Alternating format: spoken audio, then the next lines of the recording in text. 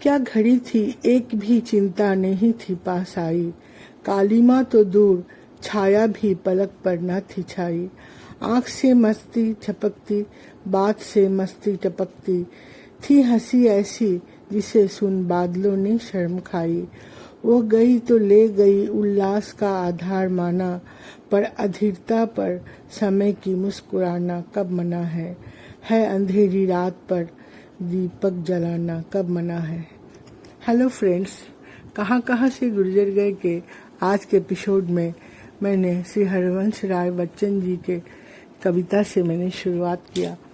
मैं आज आप लोगों के साथ ये जो लाइन है, जब हम यंग होते हैं, जवान होते हैं, बहुत सारी उन्मत्तता खुशियाँ रहती है, लेकिन उसका एहसास बाद में भी रहता है और हमें निराश नहीं होना चाहिए। कुछ ऐसी आशाप्रद कहानी क्या, एक वाकया मेरे साथ घटित हुई जिसको लेके मैं बहुत इंस्पायर्ड हुई, वो मैं आप लोगों के साथ शेयर करूंगी।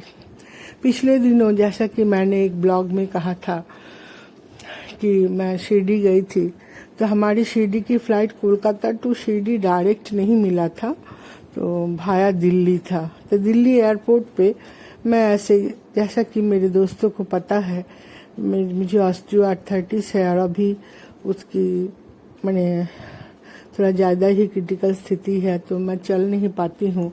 व्हीलचेयर में ही मैं ट्रैवल करती हूँ, 2-4 कदम चल लेती हूँ, बस उतना ही। तो व्हीलचेयर में ही मुझे जाना पड़ता है। तो मैं व्हीलचेयर पे बैठी थी दिल्ली एयरपोर्ट में। मेरे बेटा और बहू इधर उधर कहीं गए थे, तो जहाँ व्हीलचेयर खड़ा करते हैं ना, वहीं पे और भी 2-3-4 लोग ऐसे व्हीलचेयर में थी। वहीं पे एक लेडी मेरे बगल में आई, मैंने व्हीलचेयर में ही आई।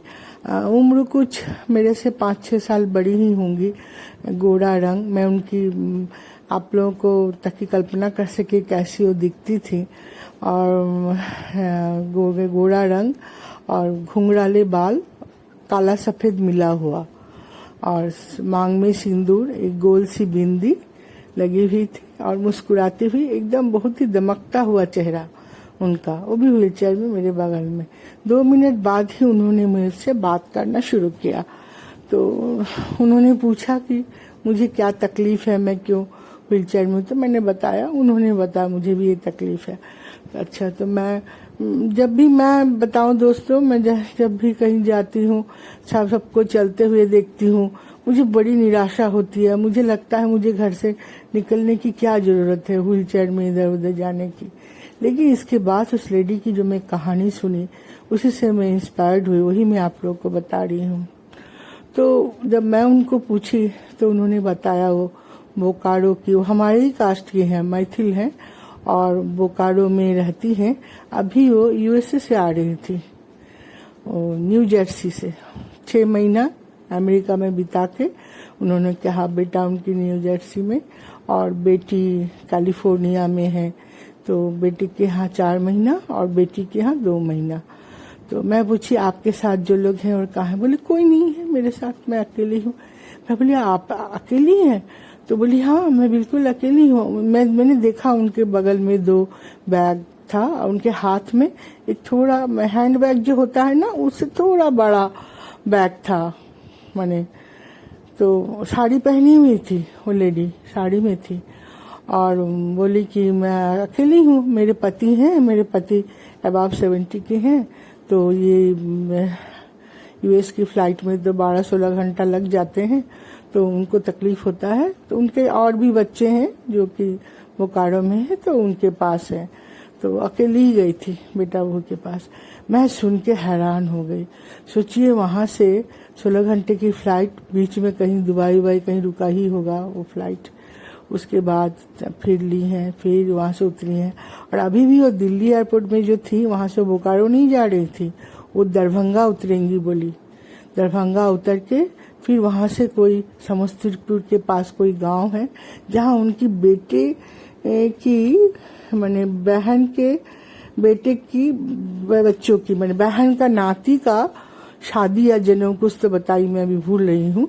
तो वो शादी वो अटेंड करने वो जा रही हैं, और उनके इतनी लंबी फ्लाइट लेके आने के बाद उनके चेहरे पे थोड़ी भी थकान नहीं था, फ्रेश था। तो मैं बोली आपको कोई मुश्किल नहीं होता, आप इतना लंबा लंबा जर्नी अकेले आप चल नहीं पाती हैं? तो बोली कुछ नहीं होता, मेरे पास पासपोर्ट उस्पोर्ट सब मैं अपने पर्स में रखती हूँ, टिकट है, व्हील चेयर मेरे टिकट्स में लिखे हैं, तो जहाँ भी मैं उतरती हूँ पहले मुझे आ जाता है वो लोग।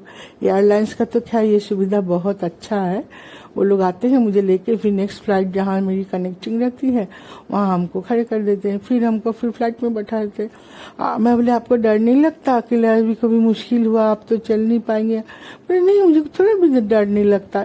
इतनी कॉन्फिडेंटली कहा उस लेडी ने कि मैं बता नहीं सकती, मेरी तो समझिए आंखें खुल गई। इसलिए कि एयरपोर्ट पे मेरे बच्चे मेरे को एक जगह बैठा के जैसे कहीं चले जाते हैं तो मेरे को एकदम से डर लगने लगता है कि अगर कुछ यहाँ पे भगदड़ हुआ, कुछ हुआ तो मैं तो अकेले उठ के दौड़ नहीं पाऊंगी, फिर क्या होगा मेरा। मैंने इसी तरह के नेगेटिव थॉट्स जो होते हैं जो वो मेरे दिमाग में आते हैं। लेकिन उनको देखने के बाद मेरे मन से ना मेरे को इतना अच्छा, वो दिन तो मेरा इतना अच्छा बीता मैं बता नहीं सकती, और उनसे शायद मेरी कभी भी अब मुलाकात ना हो, लेकिन उन्होंने मुझे जो इंस्पिरेशन दे के गई और वो जो बात उनमें थी मैं तो ले नहीं पाऊंगी उतना, थोड़ा बहुत भी ऑब्जर्व कर पाई तो अगर, तो मैं अपने आप को बहुत खुशकिस्मत समझूंगी। मुझे लगता है दोस्तों पॉजिटिव थिंकिंग जीवन में बहुत सारा समस्याएं दूर कर देती है। ये लाइन हम सभी ने सुना है, किताबों में पढ़ा है, और बहुत सारे पॉजिटिव जो आजकल लेक्चर्स देते हैं जो लोग उनके टेलीकास्ट में सुना है। फिर जो अपने मुनि ऋषि बोलिए जो भी बोलिए आजकल जो लोग देते हैं यूट्यूब ये सब पे अपना भाषण, वो लोग भी पॉजिटिव थॉट बहुत जीवन को बदल देता है रखिए, लेकिन हमेशा रखना संभव नहीं हो पाता। लेकिन अपनी आंखों से देख लो ना, शायद तो थोड़ी देर की उनसे मेरी मुलाकात थी, करीब 15 मिनट की। मैं सोचिए उनके जीवन की कहानी मैं आधे से ज्यादा सुन चुकी थी। उनके बचपन कैसे उनके बड़े हुए, उनके पति क्या करते थे, कहाँ का शादी हुई। एक मजे की बात है वो भी कोल इंडियन ही थे, हम जब जैसे कोल इंडिया के हैं, उनके पति भी कोल इंडिया में थे, सीसीएल में थे, तो रांची, तो वहाँ से वो रिटायर किए थे, इसीलिए वो लोग बोकारो में शायद सेटल हुए हैं। जो लोग रांची धनबाद में उस तरफ रहे हैं वो लोग फिर उधर नहीं जाते हैं, झारखंड में ही रह जाते हैं, फिर बिहार तरफ नहीं जाते। तो बहुत मुझे बहुत अच्छा लगा, मुझे लगा ये कहानी मैं आप लोगों के साथ शेयर करूं। उस दिन से उनको मिलने के बाद अब मेरे अंदर ये अपराध बोध नहीं रहता है कि मैं क्यों बाहर निकली हूँ जब मैं अच्छे से चल नहीं पाती हूँ, मैं व्हील चेयर में हूँ। मुझे ऐसा नहीं सोचना चाहिए, और मैं आगे भी यही पॉजिटिव थिंकिंग पे आगे बढ़ती रहूँगी। दोस्तों जीवन में मुश्किलें आती हैं, चली भी जाती हैं, लेकिन पॉजिटिव थॉट जो है वो उनसे जूझने का अपने अंदर शक्ति पैदा करता है। तो आज के लिए बस इतना ही, फिर आप लोगों से बहुत जल्दी मुलाकात होगी। जय हिंद।